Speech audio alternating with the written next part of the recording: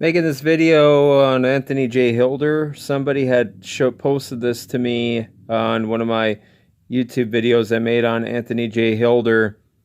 One of my videos where kind of show a little audio clip of him selling his tapes using the number 33, Masonic number, whatever. But this guy posted this to me, this link, linking me to this interview that he did with Anthony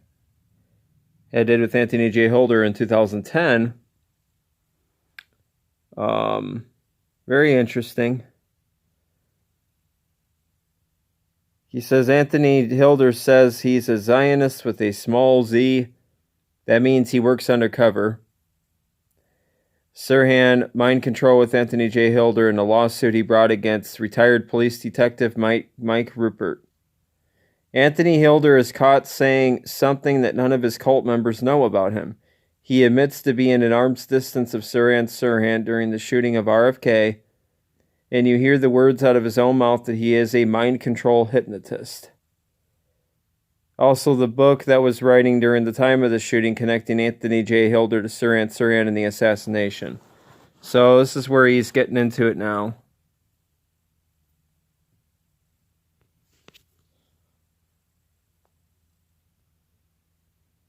Dang fly. Get out of here. Anyways, got it up all the way. That's where he's talking about his lawsuit, and that's when he starts getting into it here. He made trouble, you know. And Michael Rupert wrote a good book, but then he got into some other things, and he bet the farm on peak oil. Yeah, well, this guy's not a geologist, you know what I mean? He knew about what he knew about, but then he tied everything to something he didn't know about. Well, that might as well just have been written by David Rockefeller. Yeah. So Rupert's, and I have. Is there any? I had talked to Rupert, and I liked what he was doing about the 911 expose initially. I even plugged it. You know, he ruined his career. Well, wasn't he kind of? He seemed to be kind of like a socialist kind of guy too, from what I was kind of gathering. And pushing the peak oil and the global warming thing, kind of like, I just wasn't getting it, man. Now, what was it exactly? The oil thing was going on the wrong side. What was it exactly that this lawsuit was about? Wasn't it something about Sirhan? It may have been. I've been accused through the book, the assassination of Robert Francis Kennedy, of having hypnotized Sirhan to kill Kennedy. Okay. I am a hypnotist. I was there at that particular night in the lobby. So there you go. He was a hypnotist, and he was there at that lobby,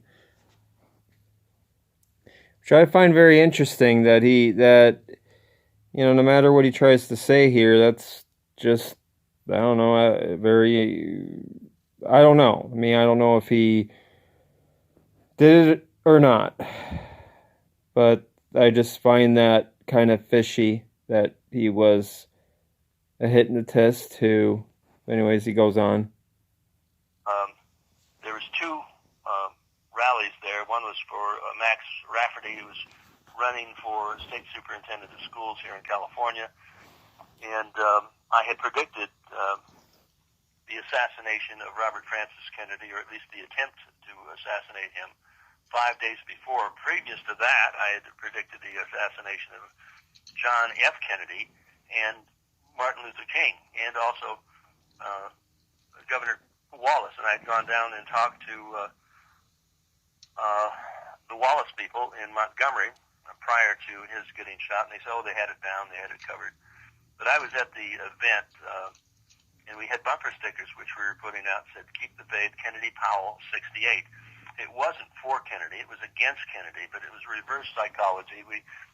Adam Clayton Powell was being indicted at that time, and I thought getting the people in the hood to support a ticket for Kennedy with Powell would take him out, and then he would not be killed, because he would just simply be defeated, and they wouldn't put forth the legislation or legislation that would eliminate the right to keep and bear arms in this country. So I was at that event. One woman, we were putting these things up all over. Even some of these guys, I guess, would go out and put them on the side of a Rolls Royce or a Bentley or Maserati, some of the limousine liberals, and you'd have to, take a screwdriver to pull them, take them off. Mm-hmm. So I imagine it was, pissing off some people, and we wanted to get that message across at that particular time.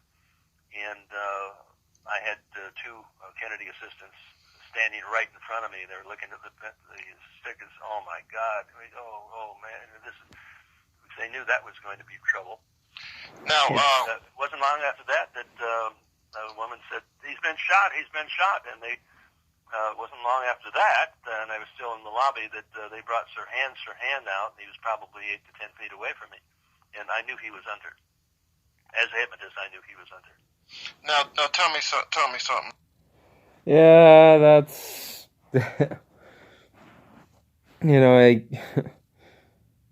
seems like he's kind of just sort of using that as kind of a cover or something. I don't know, but well, he admitted he was a hypnotist, and he just happened to be at arm's distance of Sirhan. You can catch this whole interview. Blast from the Past, September 6th. Grissom, blogspot.com, and Mammy's Fake News. So, anyways, I have a little bit more I wanted to kind of things that he says that I find very interesting. In this interview, he admits that he's close friends with Jordan Maxwell and good friends. And you know how fishy Jordan Maxwell is. And I wanted to get to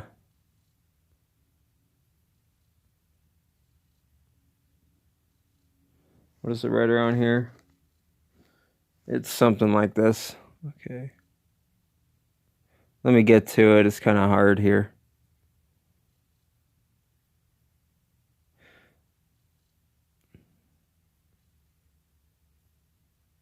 I'll try to get it right at 42 if I can.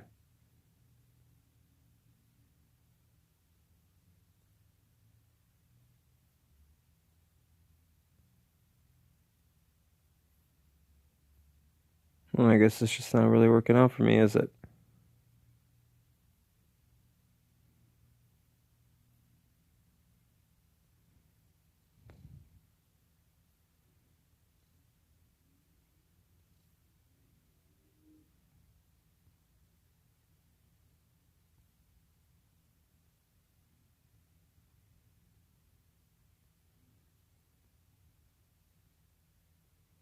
Oh, well, I'll just start from right here. It'll be a few minutes. I guess I had it at an hour and 42. I was trying to get there.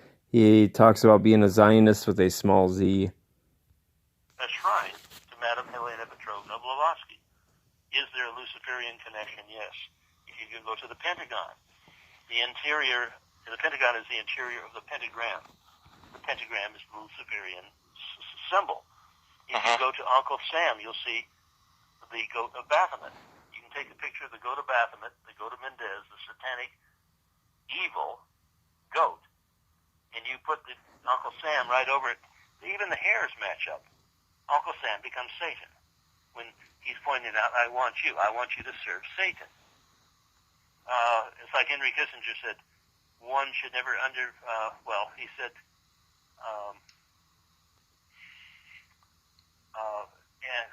military men are dumb, stupid animals to be used as cannon fodder. And when you see individuals like those guys going out into Afghanistan and fighting and dying for what? You think, well, my God, they've got to be dumb, stupid animals. They haven't got it. They don't understand. They're laying down their lives, not for the defense of this country, but for the offense. We've programmed foisted upon us through our legislators and legislators and presidents. Don't these people that are fighting? Don't these people that are fighting, and the ones that you say, my God, they just don't get it. They must be dumb animals. I mean, to me, they're what they are. It's not me. It's Webster's dictionary. It's Oxford dictionary. It's what the authorities, the ones that people have granted authority to think for them, they say these people are cult member. They're based on an ideology. Matter of fact, if you want to join the army, please, by all means, go ahead and join it. I'm not here to stop you, so if that's what you want to do, go. But I've even heard them say they break you down and they build you back up the way they want you. I've even seen military people that have served long say that it is a cult. And quite frankly, to me, it is a cult. Now, you don't have to, I guess it would be good to join, but it would be good to join something that's intelligent and thinks intelligently. Well, I don't think it would be good to join if you're talking about joining the Army. No, maybe that's not what you're talking about. Well, yeah, I'm talking about joining the Army, but if that's joining the Army would be insane, because we would not be fighting for this country. You would be actually serving the people who want to destroy this country. Well, when they dropped the bomb on Hiroshima and Nagasaki, the two most heavily populated Christian cities. Well, what was the last name of the people? What was the last name of the people who did that? I mean, the ones that developed this Einstein, the Oppenheimers, all these. Once again, we're back to these, and you talked about Luciferian. I mean, I've actually heard quotes from, that doesn't mean that they speak for all Jews, but people saying that the real Jewish God is, Jews saying this, not me. You look at Finkelstein, he didn't say this, but there are many Jewish people, you know what I mean, that have come out against what's going on. Now, you said that you were a Zionist with a small z. I don't know what that means, but I'm not for anyone. I can't really, I'm living in occupied territory right now because... When I say I'm a Zionist with a small z, I believe that individuals who are of the Jewish faith should be allowed to have a segregated country of their own. Now, should it be done on stolen land? No. In fact, there are people who are of the true Jewish faith who would be out there. These are the guys that are wearing the fur hats, and they've been out there protesting the Zionists in New York City. There's maybe upwards to 10,000 of them came out there and protested what the Zionists are doing. They don't believe in the necessity of having a Jewish state. They don't believe that one should be taking over somebody else's land. And I don't believe that either. But I say I believe that the Zionist with a small z, I would believe that people who are of the Jewish faith who would like to have an area of their own should have an area of their own, whether it's, I don't know whether it's Palestine or not, but they talked about Madagascar at one time, but then they would be throwing somebody else out in the street. I believe in the right to segregate, to separate, to integrate, and do one's own thing in their own time. Even though I am not Jewish, and I am not Catholic, and I am not many other things, I believe in the right of individuals to do that which is not acceptable maybe by you or I. What he's kind of saying here, in kind of a sneaky way, is very similar to what I was reading in the previous videos on Myron Fagan on, him talking about here in America where we should segregate and have a state where one race is supreme over the others. But anyways. But acceptable by themselves, and they should have that right. So do I believe in a forced state of Israel taking somebody else's land away? No, I don't. No. So what do you think about, once again, now this is important because people people need to make sure that they want to get your opinion on these things. Now, 9/11, and once again, it's a huge Mossad connection. I mean, it is all over the board. Absolutely. We can talk. Well, what do we do about this cult? Because it's a cult, Anthony. It's a cult. We talked about Nazis earlier, and about the Nazis. Well, guess what? When you look into the Israelis and on the ground in Israel, it's 5 years in jail for giving someone a Bible. They think that they're God's only chosen. Okay? They are very racist to the core. I've seen it. Israel is a racist nation state. I believe that racist nation states have a right to exist. Huh. There you go. That's the kind of state that Myron Fagan... Oops, it's my tablet here. That's the kind of state that Myron Fagan wanted.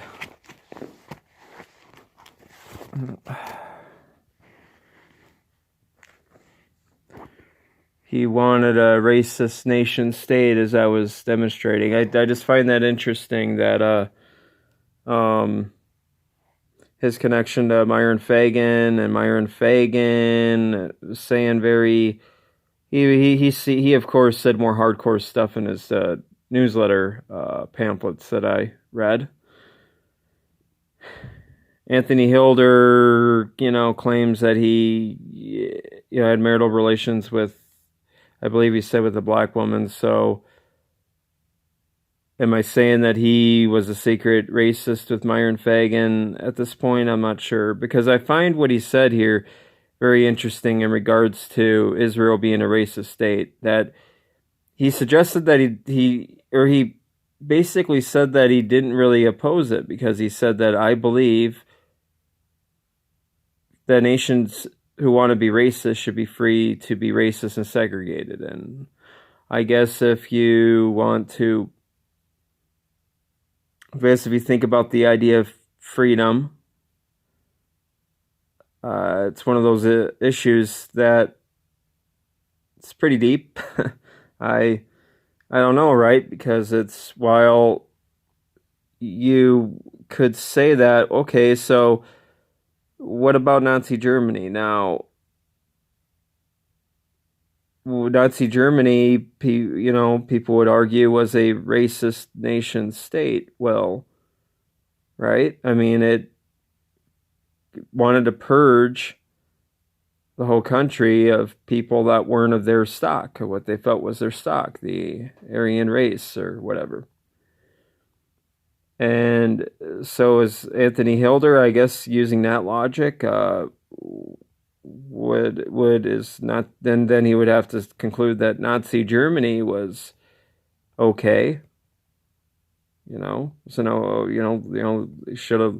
Should have left Nazi Germany alone because they're free to be racist. Well, this is where I feel sometimes a line has to be drawn, because sometimes powerful groups can use that freedom as license to trample over other people and their rights and freedom. And so, it seems like he was just manipulating, and I don't know.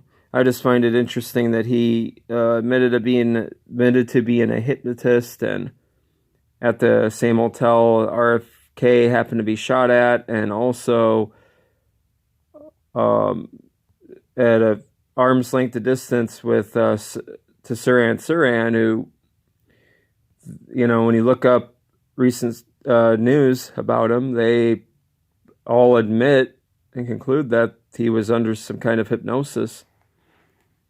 Even RFK's son, who interviewed him many years later, eventually came back, and he doesn't believe that he killed his father, or that he acted alone, or he was alone, whatever, that he was the main shooter. You could look it up. Anyways, I just wanted to show that you can watch this whole thing on here. And he talks about Jordan Maxwell. I already said that, him being a good friends with him, and so I'm not making any of this stuff up.